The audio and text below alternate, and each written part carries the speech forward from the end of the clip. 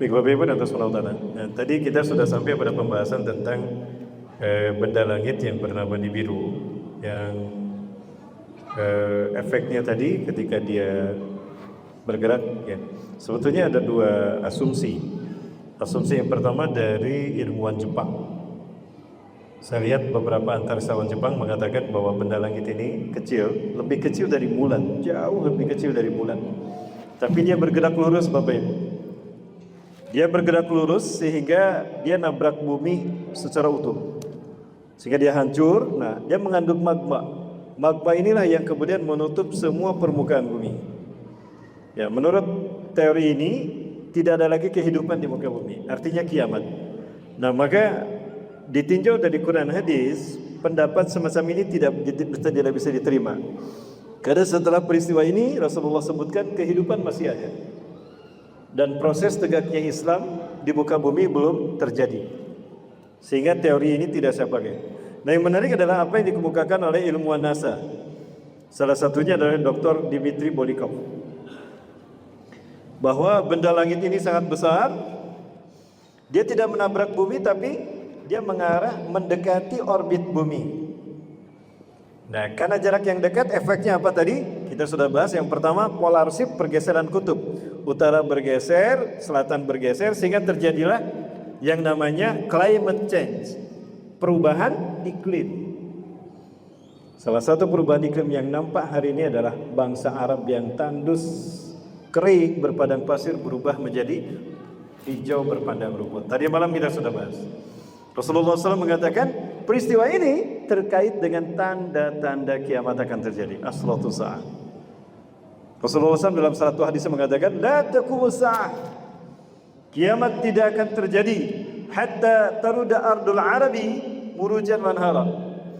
Kiamat tidak akan terjadi sehingga tanah Arab yang tandus kering akan kembali hijau berpadang rumput dan muncul sungai-sungai Islam. Sebetulnya ada videonya ya. Subhanallah, memang tidak bisa, jadi tidak bisa saya perlihatkan. Bapak Ibu mohon maaf sekali. Mudah-mudahan nanti kita bisa lanjut kembali ya dalam waktu yang akan datang. Kemudian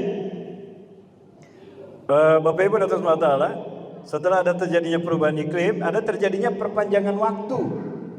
Terjadinya perpanjangan waktu. Nah, yang menarik adalah Rasulullah mengatakan, sayati alaikum lailun tuluha kasalasati layalin. Akan datang kepada kalian satu malam yang panjangnya sama dengan 3 malam. Ya. Pada saat itu Rasul bercerita, ada satu nas yang menceritakan,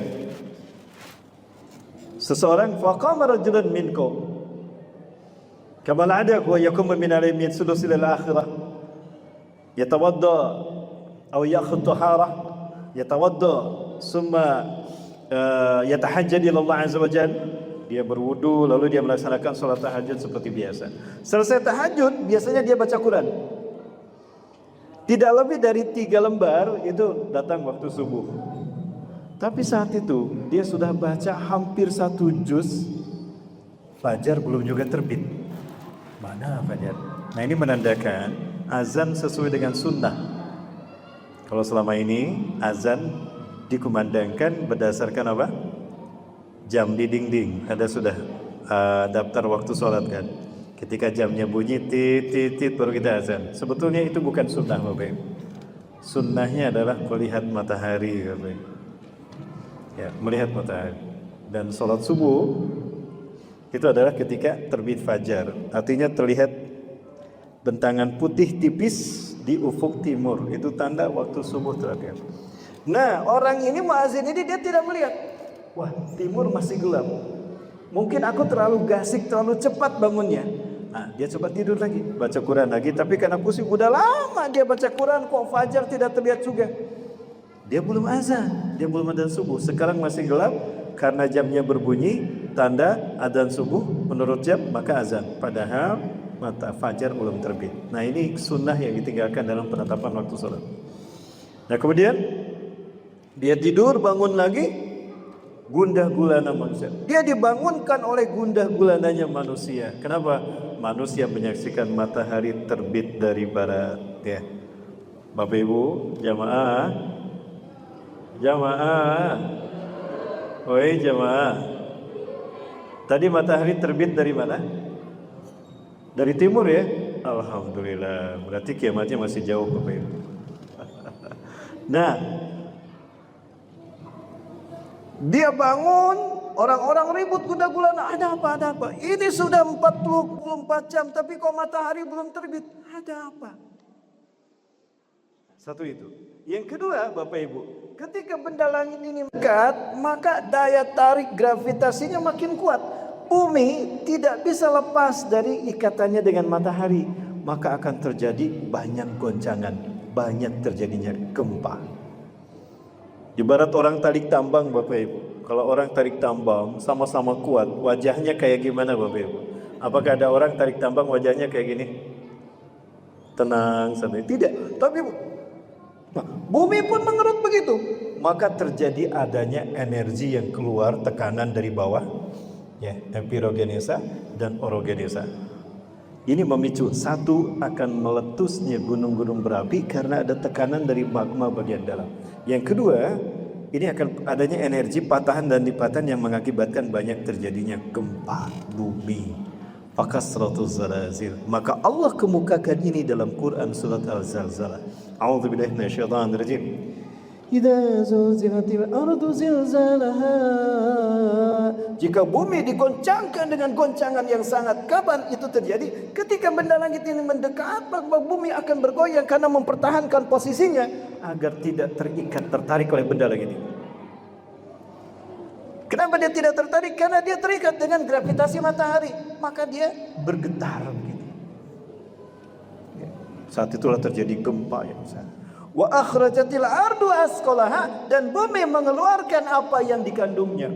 Magma keluar, air keluar. Itulah yang mengakibatkan banyak sumber air keluar di tanah Arab. Subhanallah. Saya mencoba membaca Quran dan hadis terkait dengan eskatologi ini dia dalam mata kacamata sains dan teknologi. Karena sains dan teknologi lahir dari Quran dan Sunnah Bapak Ibu. Jamaah bisa diikuti jamaah? Wa qala al-insanu ma laha, berkatalah manusia, ada apa dengan bumi ini? Ada apa? Nah itu tadi orang-orang ribut, kenapa matahari kok juga belum terbit dan banyak gempa, gunung-gunung meletus. Nah ini sekarang sedang erupsi nih Gunung Semeru. Ya, sudah ada beberapa peringatan dari Badan BMKG peluang terjadinya pasang air laut, ya, terjadinya tsunami 4 meter prediksi di Sumatera Barat, Lampung sampai ke Jawa dan Bali. Subhanallah, sampai air Asia yang menghubungkan trek ya yang flightnya dari Singapura Jakarta itu dibatalkan. Tadi saya lihat informasinya begitu. Dan itu Bapak Ibu terjadi. Nah, inilah yang disebut dengan megatrust. Megatrust. Nah, bumi ternyata mengalami bukan hanya polar shift dengan kedatangan benda langit ini, tetapi bumi juga oleng. Selain dia bergeser, utara bergeser, selatan bergeser, bumi juga mengalami oleng-oleng apanya? Barat bergeser, pindah ke timur perlahan-lahan, dan timur pindah ke barat. Nah, kayak gini. Oleng. Set begini. Ya, terjadi perpindahan kutub. Utara dan selatan bergeser, polar shift, dan juga perpindahan arah mata angin. Barat pindah ke timur, timur ke barat. Kemudian benda langit ini, ketika jarak terdekat antara bumi dan matahari, antara si benda langit ini biru ini dengan bumi terjadi, pada saat itulah terjadi induksi magnetik. Artinya, magnet bumi tertarik oleh benda langit ini, terserap oleh benda langit ini, sehingga bumi kehilangan elektromagnetiknya. Itulah yang mengakibatkan hilangnya teknologi. Rasulullah mengatakan, sum'atum ila ma bada'tum. Kalian akan kembali ke zaman kalian datang pertama kali. Listrik tidak ada, blackout selamanya Bapak Ibu. Mobil tidak akan jalan Bang. Mobilnya akan jalan Bang nanti Bang. Insyaallah ya. Motor tidak jalan. Kenapa? Tidak ada magnet. Dinamo tidak berfungsi. Maka kita kembali ke zaman unta Bapak Ibu. Ya, ke zaman unta. Nah, Itulah yang terjadi. Kemudian benda langit ini pergi menjauh dari bumi. Perlahan-lahan ketika benda langit ini menjauh dari bumi, perlahan-lahan bumi mulai kembali ke utara, mulai kembali ke posisinya, selatan kembali ke selatan. Ya, cuaca iklim kembali ke asalnya. Namun posisi barat ada di timur, posisi timur ada di barat. Maka ketika matahari terbit, terlihatnya di mana? Di barat. Fadalika hin kata Allah. Dalam hadis riwayat Imam Abu Daud terus mengatakan itulah hin. Inilah kata hin, arti hin di dalam Quran. Ya.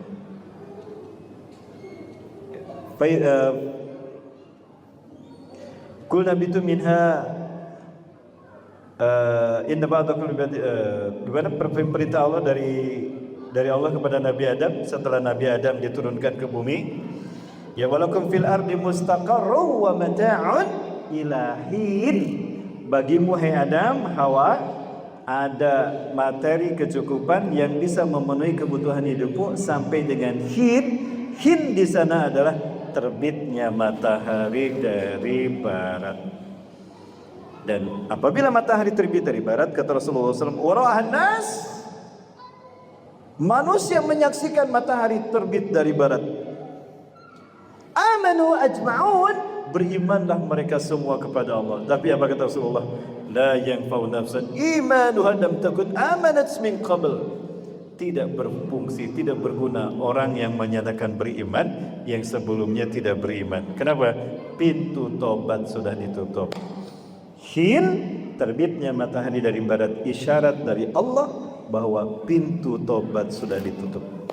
Sehingga Rasulullah mengatakan, man taba qabla ghurubi syamsi min maghribiha qubilat taubatuh. Siapa yang bertobat sebelum matahari terbit dari barat, Allah terima taubatnya.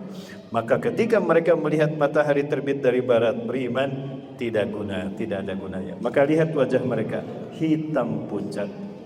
Sudah tahu ada orang-orang Islam menyampaikan tentang Islam. Sudah banyak ulama-ulama menyeru mereka untuk beriman pada Allah dan Rasulullah SAW. Tapi mereka kufur, mereka ingkar karena kesombongan. Ketika mereka menyaksikan matahari sudah terbit dari barat, terjadi benar apa yang dikatakan umat Islam.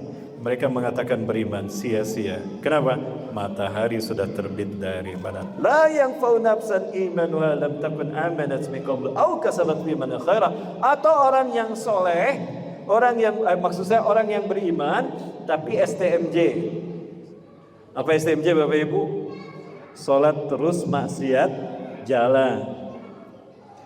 Dia masih senang ngompreng, dia masih senang ya gitu lah. Jadi muzabzabina baina dzalik. Ya, ketika orang-orang Islam, kiai ulama banyak duitnya, ada untungnya, aman-aman ikut. Ketika ulama, kiai dan habaib dicurigai, yang ini banyak duitnya, mampir ke sana gitu, ganti wajah. Ya, munafik. Yang seperti ini ketika dia bertobat ingin hijrah kepada Islam yang sesungguhnya, pintu tobat sudah tertutup. Subhanallah. Gambaran pada saat itu kata Rasulullah SAW, manusia ada pada titik akhir atas kepuasan keputusasaan. Sehingga hidup digambarkan hidup segan, mati tak mau karena beratnya ujian hidup pada saat itu. Namun orang-orang yang beriman dan istiqomah dengan keimanannya pada saat matahari terbit dari barat akan putih bercahaya. Kenapa? Senang, bergembira. Senang mereka karena iman mereka benar, keyakinan mereka benar, dakwah mereka selama ini ternyata benar. Pada saat itu mereka putih bercahaya. Inilah yang Allah maksudkan dalam Quran surat Ali Imran ayat 104 sampai ayat 108.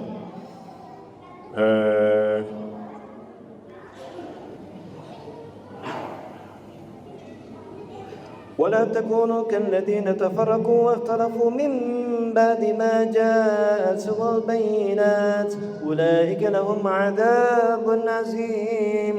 Maka janganlah kamu hai orang-orang beriman seperti orang-orang yang berselisih paham, berpecah belah setelah datangnya penjelasan dari Allah dan Rasul. Quran sudah dibacakan, hadis sudah disampaikan, mereka masih berpecah belah.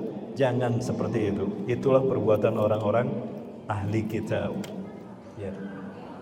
Yauma tabyaddu wujuh wa taswaddu wujuh. Ingatlah pada hari di mana ada manusia yang hitam pucat wajah mereka, ada yang putih berseri-seri. Nah, pada saat terjadinya matahari terbit dari barat, manusia terbagi dua. Yang pertama, manusia yang hitam pucat wajah mereka, yang kedua, manusia yang putih berseri wajah mereka. فَأَمَّا الَّذِينَ اسْوَدَّتْ وُجُوهُهُمْ أَكَفَرْتُمْ بَعْدَ إِيمَانِكُمْ كَافِرِينَ. Adapun orang-orang yang hitam pucat wajah mereka, dikatakan oleh para malaikat, kenapa kalian kufur setelah kalian beriman? Kenapa kalian kufur setelah kalian beriman? Bapak Ibu, adakah orang yang mereka berpindah dari keimanannya kemudian kekufuran, padahal sudah tahu kalau beriman pahalanya surga, kalau kufur pahalanya neraka. Ya. Di mereka adalah orang-orang yang tertipu oleh para penguasa yang zalim dan sesat. Mereka orang-orang munafik yang menjual iman mereka dengan dunia. Yabdi'u bi'ardi minad dunya, orang-orang yang menjual imannya, Islam mereka dengan demi pangkat di pundak, demi jabatan dan demi triliunan. Bapak Ibu sekalian dirahmati Allah Subhanahu wa taala. Nah, mereka kenapa hitam pucat? Karena mereka menyesal telah tertipu daya oleh dunia, tertipu daya oleh pangkat jabatan dan bujuk rayu uang triliunan. Ternyata mereka ada dalam kesesatan. Menyesal mereka. Bapak Ibu coba lihat orang yang menyesal, wajahnya putih berseri atau hitam pucat? Hitam pucat. Hitam pucat. Nah, siapa mereka, Ustaz? Mereka inilah yang mengikuti jejak langkah ahli kitab. Jejak langkah orang kitab, iftaraku wa ikhtalafu min ba'di ma ja'ahumul bayinat. Perselisih paham, berpecah belah setelah datangnya Al-Qur'an dan Sunnah. Bapak Ibu, ada satu cerita begini. Rasulullah SAW menceritakan seperti ini dan kemudian difahami oleh para ulama dan para ulama salafus saleh. Mereka menceritakan begini. Ada beberapa orang, ada 4 orang yang mereka diminta untuk menjelaskan seperti apa bentuk gajah. 4 orang ini belum pernah melihat gajah sebelumnya. Gajah, ada patung gajah disimpan di tengah-tengah ruangan, namun lampunya dimatikan. Sehingga 4 orang ini tidak bisa melihat dengan jelas seperti apa bentuk gajah yang sesungguhnya. Yang satu megang belalai. Oh, gajah itu panjang bulat kayak ular. Salah tidak? Tidak salah, karena yang dipegang belalai. Ada yang pegang telinganya. Kata siapa? Gajah itu tipis kayak kipas. Yang dipegang telinganya. Ada yang memegang perutnya. Kata siapa? Tipis. Kata siapa? Bulat kayak ular. Gajah itu bulat besar kayak beduk. Karena yang dipegang perutnya. Ada yang pegang kakinya. Yang benar mas saya. Gajah itu kayak tiang bulat tinggi besar. Mereka memegang bagiannya saja. Lalu mereka mengklaim inilah gajah yang sesungguhnya. Dan mereka masing-masing merasa benar dengan apa yang mereka lakukan. Kenapa? Tidak salah. Salah nggak mereka? Tidak. Kenapa? Karena mereka ada di ruangan yang gelap. Tidak masalah karena belum ada cahaya. Tapi sekarang ketika lampu dinyalakan, teranglah semua ruangan. Semua mereka yang berbeda pendapat tadi melihat bentuk gajahnya sama. Oh, ternyata gajah itu seperti ini. Harusnya begitu. Betul? Kenapa? Karena cahaya sudah harusnya tidak ada lagi perbedaan. Oh, ternyata gajah ini seperti ini. Sepakat. Harusnya begitu. Maka aneh ketika lampu dinyalakan, mata mereka sudah melihat bentuk gajah, yang ini masih kekeh. Enggak, pokoknya gajah itu bulat kayak ular. Enggak, gajah itu tipis kayak kipas. Padahal mereka sudah melihat gajah yang utuh seperti apa. Enggak, gajah itu bulat kayak tiang tinggi. Enggak, gajah itu kayak beduk. Nah, yang inilah yang dilarang Allah. Quran sudah dibacakan, hadis sudah dijelaskan, masih merasa benar dan tidak mau bersatu. Inilah dahsyatnya perpecahan umat. Inilah jahiliyahnya umat. Nah, mereka inilah yang kata Rasulullah, kata Allah dalam Quran tadi, ya apa? Yang hitam pucat wajahnya, berpecah belah dan berselisih paham setelah datangnya penjelasan dari Allah. Iftaraku wakhtalafu min ba'di ma ja'at subul bayyinat. Ulaika lahum adzabun azim. Mereka yang akan mendapatkan siksa yang pedih, Bapak Ibu. Kira-kira mau disebut apa orang yang seperti itu, Bapak Ibu? Sudah jelas melihat gajah itu dengan matanya, tapi mereka masih tetap aja mengatakan gajah itu bulat kayak beduk. Enggak, gajah itu lebar kayak kipas, tipis kayak kipas begitu. Itulah yang terjadi pada umat Islam hari ini. Jamaah, umat Islam ini paling banyak di dunia, betul? Kurang lebih penduduk dunia hari ini ada 7 miliar, 7, sekian miliar. Sepertiganya umat Islam. Berarti umat Islam ini paling banyak. Saya tanya Bapak Ibu, umat Islam hari ini berjamaah apa berpecah belah? Berjamaah apa berpecah belah, Bapak Ibu? Berpecah belah. Berpecah belah, sepakat? Berarti umat Islam hari ini bergolong-golongan. Betul? Setiap golongan punya nama masing-masing, betul? Punya lambang masing-masing, punya pemimpin masing-masing. Nah, baik, sekarang coba sebutkan nama-nama golongan umat Islam tadi, Bapak Ibu. Dalam hati, jangan disebutkan keras-keras, nanti ada yang tersinggung. Dalam hati saja, sebutkan masing-masing.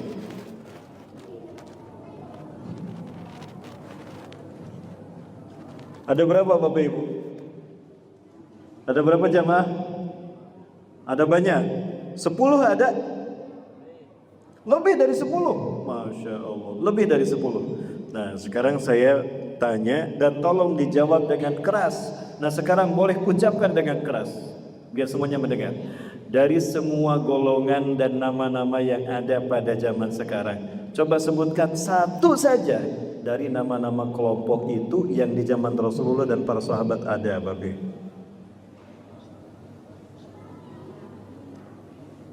Ada tidak, Bapak? Syiah di zaman Rasulullah tidak ada. Syiah ada di zaman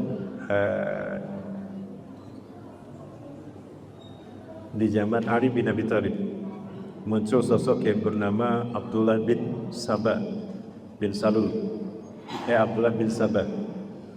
Dia orang Yaman yang benci kepada Bani Hashim dan ingin mengadu domba Bani Hashim. Itu Bapak Ibu. Syiah zaman Rasulullah. Syiah dalam konteks aliran pemikiran seperti sekarang ini, aliran akidah dan ibadah seperti sekarang ini, itu tidak ada. Ada Bapak Ibu? Tidak ada. Padahal nama kita sama. Nama kita Muslim. Wasabakumul muslimi dan ibqablu Adam. Nah, peristiwa berpecah belahnya inilah yang membuat manusia hitam pucat. Surat Ali Imran ayat ke-100. Ya ayyuhalladzina amanu in tuti'u fariqam minal ladzina utul kitaba yaruddukum ba'da imanikum kafirin. Hai orang-orang beriman, jika kamu mengikuti sebagian orang-orang yang diberikan ahli kitab, maka kalian akan kafir setelah kalian beriman. Tadi malaikat berkata, "Iman." Ya. Famal ladzina aswaddat wujuhum akafartum ba'da imanikum. Kenapa kalian kafir setelah beriman? Apa itu? Dia berpecah belah dan berselisih paham, padahal Quran dan Sunnah sudah disampaikan. Inilah Bapak Ibu semata. Nah, inilah sistem yang menjadi dukhon bagi umat Islam hari ini secara maknawi. Jamaah, Bapak Ibu yang dirahmati Allah Subhanahu wa taala, suatu hari Rasulullah dan para sahabat berkumpul. Ya. Di sana ada Hudzaifah ibnul Yaman. Rasulullah bercerita banyak aku dan para sahabat berkata, "Ya Rasulullah, kunna nahnu fil jahiliyah." Wahai Rasulullah, dahulu kami jahiliyah. Kami menyembah berhala, kami berzina, kami mengundi nasib, kami mabuk. Jahiliyah ya Rasulullah. Faja'ana Allah bihadar khair. Lalu Allah datangkan kepada kami kebaikan Islami. Allah mengutus Anda sebagai Nabi dan Rasul untuk kami. Anda bimbing kami kembali kepada fitrah kami Islam. Maka sekarang kami ada dalam kebaikan dan kebenaran ya Rasulullah. Fahal ba'da hadal khair min syarrid, apakah setelah kebaikan ini ada keburukan? Aja ada keburukan. Sekarang kalian ada dalam kegemasan Islam yang rahmatan lil alamin. Setelah meninggal ini akan ada fase di mana kalian akan dipenuhi dengan keburukan. Dan sahabat Huzaifah bertanya lagi, wahal badalika syari min khair, apakah setelah keburukan itu akan ada lagi kebaikan yang kedua? Ada kebaikan yang kedua. Lakinna fihi dakhanun, tetapi di dalamnya ada dukhan, ada kabut. Ada dukhan. Ini pembahasan dukhan yang berbeda secara maknawi. Kalau tadi dukhan yang sesungguhnya Bapak Ibu. Ya. Tadi dukhan yang sesungguhnya belum selesai ya. Nanti kita kembali lagi kayak tadi. Tapi yang ini kita lanjut dulu Bapak Ibu ya. Jamaah. Ibu-ibu nyusup gitu. Bunda. Oi Bunda. Masih bersama saya Bunda? Lanjut. Sedikit yang jawab. Bunda, suara saya jelas? Kurang jelas? Sekarang jelas gak? Jelas. Pantesan jawabannya kurang ya. Tadi saya dengar Bunda mau masuk surga enggak. Jawabnya enggak. Ternyata kurang jelas jawaban. Baik, Bapak Ibu dan Saudara Ta'ala. Nah, wa ma dakhaluhu ya Rasulullah. Apa dakhannya ya Rasulullah? Qaumun yahduna bi ghairi hadi wa yastaduna bi ghairi sunnati. Adanya satu kaum yang memberikan petunjuk bukan dengan petunjuk, bukan dengan Quran, tapi dengan logika, dengan pendapat manusia, dengan fatwa para manusia yang menentang Quran dan Sunnah.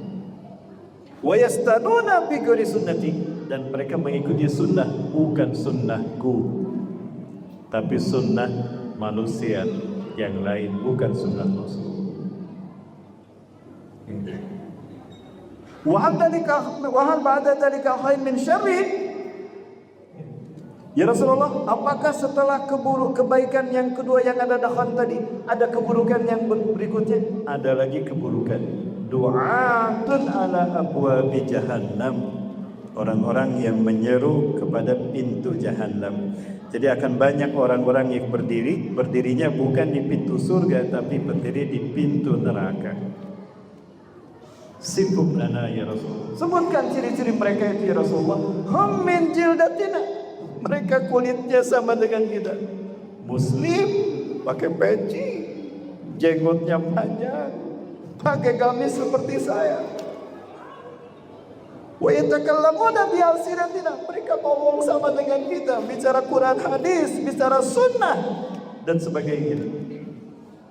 Tapi mereka berdiri di pintu neraka jahannam. Ta'rifu minhum wa tunkiru. Kalian kenal siapa mereka, kalian tahu siapa mereka, tapi kalian mengingkari mereka, tidak mau bergabung dengan mereka. Allahu Akbar. Ini adalah dukhan dari sisi maknawi. Itu Bapak Ibu. Sudah terjadi belum penjelasan ini? Maka apa kata Rasulullah SAW? Ya Rasulullah, wa in wajadtu dzalika fama ta'muruna. Lalu apa yang harus kami lakukan ya Rasulullah? Jika kami dapati manusia-manusia seperti itu ada di zaman kami, fatazil tilkal firaqulaha, tinggalkan semua perpecahan itu. Tapi sebelum itu Rasulullah mengatakan, talzamu jama'atal muslimina wa imamahum. Tetaplah kalian bersama kaum jamaah muslimin dan imam mereka dan pemimpin mereka. Jadi berjamaahlah kamu, kemudian dipimpin oleh seorang imam, seorang ulama yang menjadi pemimpin yang mengarahkan kamu mengamalkan Quran dan Sunnah. Ya Rasulullah, jika kami tidak mendapati adanya satu jamaah yang terpimpin oleh satu imam, kemudian mengamalkan Quran dan Sunnah, membimbing kami dengan Quran Sunnah, jika tidak ada, faltasil tilkal firaqabula, tinggalkan semua kelompok-kelompok itu. Walau anta bi asli syajarah, walaupun kamu tinggal di hutan, menggigit akar kayu, makan hidup hanya makan dari apa yang ada di hutan, hatta yudrikakal maut, sehingga kematian mendatangimu, kamu harus bertahan, tinggalkan semua perpecahan itu. Masya Allah. Bapak Ibu, itu dukhon secara mahnawi. Saya ingin menggambarkannya, tapi memang ada masalah berbeda. Nah, kembali kepada yang tadi. Ketika bumi sudah kembali utara ke utara, selatan ke selatan. Nah, besoknya kata Rasulullah, barat kembali ke barat, timur kembali ke timur. Nah, normal lagi. Tapi pada saat itu, satu pintu tobat sudah tertutup. Yang terjadi berikutnya adalah Allah buktikan kebenaran Islam, Allah buktikan kebenaran para nabi dan rasul, Allah buktikan para ulama dan habaib dakwah mereka satu persatu. Nah, maka mereka yang beriman dan bertobat pada saat itu tidak ada artinya. Mereka itulah ashabul a'raf sebagian lagi ada ashabun nar. Nah, kemudian terkait dengan benda langit ini, benda langit ini kemudian mendekat ke matahari. Ternyata makin dekat makin panas, sehingga benda langit ini tidak kuat dengan panas yang dipancarkan matahari dan kuatnya energi matahari. Meledak dia, boom, meledak. Ledakannya menimbulkan asap yang sangat besar. Itulah dukhan. Jadi asal dukhan itu dari benda langit ini, pecah sehingga menimbulkan asap yang luas. Nah, dukhan ini ada di lintasan tata surya kita, termasuk di lintasan bumi. Maka ketika bumi berputar, masuklah ke dalam dukhan pecahan dari benda langit ini. Akibatnya bumi ada dalam kabut asap benda langit ini yang pecah. Selama berapa lama? 40 hari, 40 malam. Itu tanda yang kedua. Di sini saya mencoba menghubungkan antara terbitnya matahari dari barat dengan dukhan. Saya mengambil hadis riwayat Imam Ahmad ini. Kenapa? Karena sesuai dan bisa difahami dengan mudah dalam kacamata sains dan teknologi. Adapun ketika saya membaca hadis Muslim, Imam Muslim meriwayatkan dukhan dulu, baru terbitnya matahari dari barat. Nah, ini yang saya susah memahaminya. Dari mana asalnya dukhan? Itu tidak ketemu. Tidak ketemu, Bapak.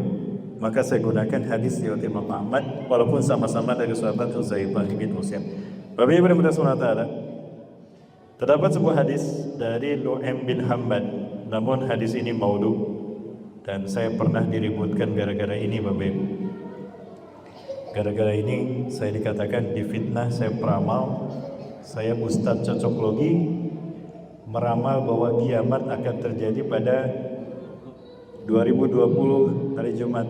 Nah, padahal saya tidak pernah mengatakan itu. Tolong tunjukkan videonya di mana saya mengatakan itu, tidak ada. Tapi itulah resiko ketika saya menyampaikan eskatologi. Mungkin yang bikin berita itu dia ngantuk, tiba-tiba dia mendengar, Ustaz mengatakan kiamat 2020. Nah, itulah bahayanya ketika mendengarkan kajian hanya sepotong-sepotong ataupun gara-gara ngantuk dan sebagainya. Lalu dia memviralkan. Nah, Bapak Ibu atas mata ada. Nah, di dalam hadis dari Nu'aim bin Hammad, tapi hadisnya sekali lagi adalah maudhu. Maudhu itu palsu. Ada yang mengatakan hadisnya dhaif. Namun apabila ada satu hadis dia punya sanad dan itu dikatakan lemah, dhaif, apalagi mursal, apalagi matruk dan maudhu apalagi. Namun ketika itu tercatat ada nasnya, ada kitabnya dan sesuai dengan sains dan teknologi, ada kemungkinan hadis itu benar. Nu'aim bin Hammad meriwayatkan dalam kitabnya Alkitab bahwa Rasulullah bersabda, apabila pertengahan Ramadan jatuh pada hari Jumat, artinya apabila 15 Ramadan jatuh pada hari Jumat, maka akan terjadi sebuah ledakan yang dahsyat. Semua makhluk di alam semesta akan mendengarnya. Jika itu terjadi, masuklah kalian ke rumah-rumah kalian, tutup rapat pintu rumah kalian, tutup rapat ventilasi rumah kalian, bertasbihlah kepada Allah, puji Allah sebanyak yang kalian mau, dan bertobatlah kepada Allah. Barangkali itu adalah hari terakhir kalian di muka bumi. Para sahabat bertanya, ya Rasulullah, apa yang harus kami lakukan? Apa yang harus kami ucapkan? Perbanyaklah Subhanal Malikul Quddus, Subuhul Quddus, Rabbuna wa Rabbul Malaikati wa Ruh.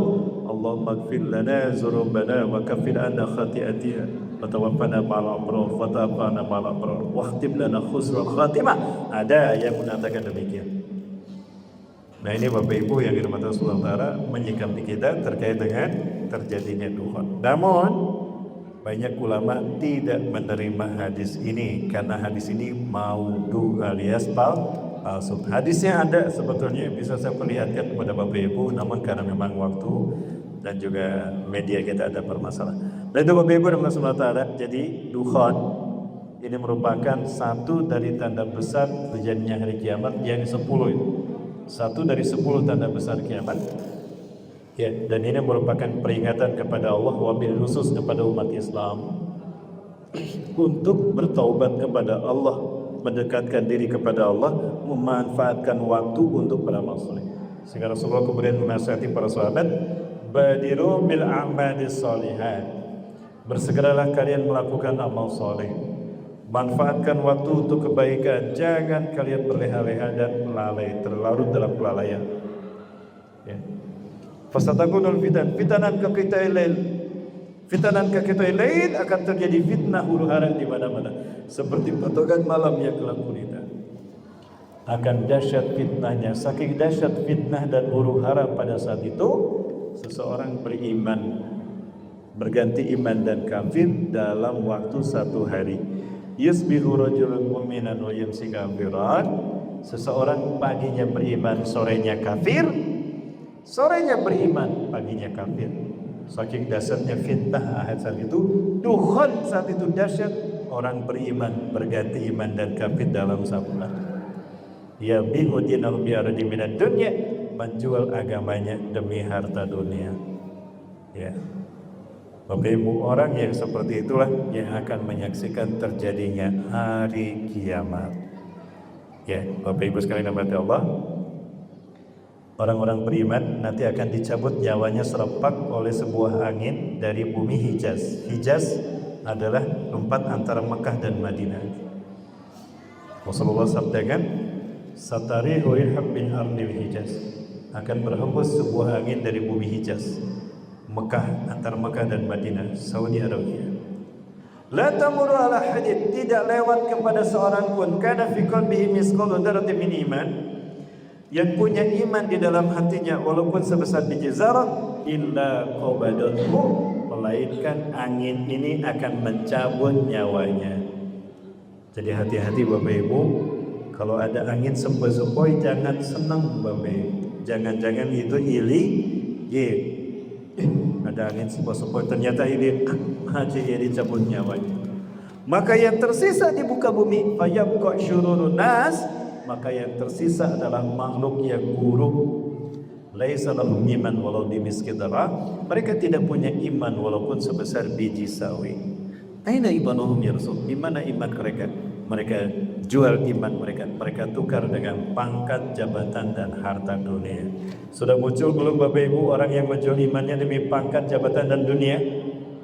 Sudah, Masya Allah. Itu isyarat kalau kita berada di zaman dukhan. Terdengarnya benar yang diucapkan Quran dan Sunnah, tapi tujuannya untuk memecah belah umat Islam dari dalam. Na'udzubillah, Rabbana na'udzubillah. Bapak Ibu yang dirahmati Allah, nah, terkait dengan saat itu Rasulullah SAW menjelaskan kepada para sahabat terkait dengan tanda kebangkitan Islam. Sebelum dukhan itu terjadi, Islam akan tegak sebelum hari kiamat. Ya, dan tegaknya Islam, ya, Rasulullah sebutkan adalah dengan merdekanya Palestina, kembalinya Masjidil Aqsa pada umat Islam dunia, dan hancurnya bangsa. Bapak Ibu yang SWT, kehancuran itu terjadi adalah dengan proses perang yang luar biasa. Ada perang akhir zaman, ada perang dunia ke-1, ke-2 dan ke-3. Akan terjadinya perang ketiga atau setelah perang dunia ke-1 dan ke-2. Pada saat itulah terjadinya huru-hara dahsyat, manusia akan berperang, di mana langit akan berubah menjadi lautan api, kata Rasulullah. Apalagi kalau bukan Dalam huru-hara seperti itulah Allah memutus Imam Mahdi untuk membebaskan Palestina, membebaskan Masjidil Aqsa, musuh-musuh Allah. Ketika perang itu terjadi, Imam Mahdi memimpin kaum muslimin, Nabi Isa alaihissalam Allah turunkan untuk menguatkan perjuangan Islam dan kaum muslimin. Ya. Kemudian ketika Nabi Isa turun, kaum muslimin sedang sholat berjamaah, maka kemudian Nabi Isa alaihissalam diminta untuk menjadi imam sholat, beliau menolak. Ya. Maka Imam Mahdi menjadi imam sholat saat itu. Setelah sholat subuh berjamaah selesai dilaksanakan di Masjid Umawi di Gutoh, Damaskus, Suriah. Kata Nabi Isa, buka pintu masjid itu. Ketika pintu masjid itu dibuka, maka tampaklah Dajjal dengan 70.000 pasukannya dari lembah Isfahan, menggunakan jubah Persia dan juga selendang atau yalis, selendang Persia Isfahan. Ya.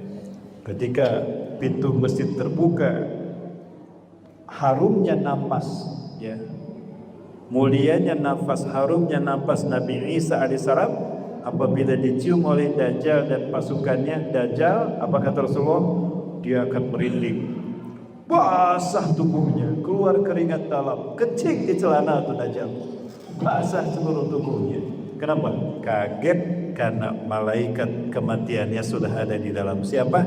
Nabi Isa alaihissalam. Adapun pasukan Dajjal yang paling depan akan mati karena mencium harum nafas tubuh Nabi Isa. Kenapa nafas Nabi Isa harum dan membuat orang kafir? Karena Nabi Isa lama tidur di sisi Allah. Surat Ali Imran ayat 55. Jika cerita, sebagian dari pasukan Dajjal ini lari, dikejar sama kaum muslimin. Kemudian mereka bersembunyi di balik batu dan pohon. Batu dan pohon berkata, "Hai muslim, hai mumin, sini. Di belakangku ada dia, kecuali pohon gorgon, karena dia adalah pohon." Ibu yang didapat Allah SWT. Nah, terkait dengan ini semua, maka peristiwa Dukhan dikabarkan oleh Rasulullah SAW, bahkan oleh Allah dalam surat khusus Ad-Dukhan. Ini merupakan peringatan bagi kita agar kita semakin mendekatkan diri kepada Allah, meningkatkan iman dan takwa kita kepada Allah, menjalin silaturahmi, istiqomah melaksanakan ibadah di masjid dan memakmurkan masjid dengan amalia-amalia sunnah.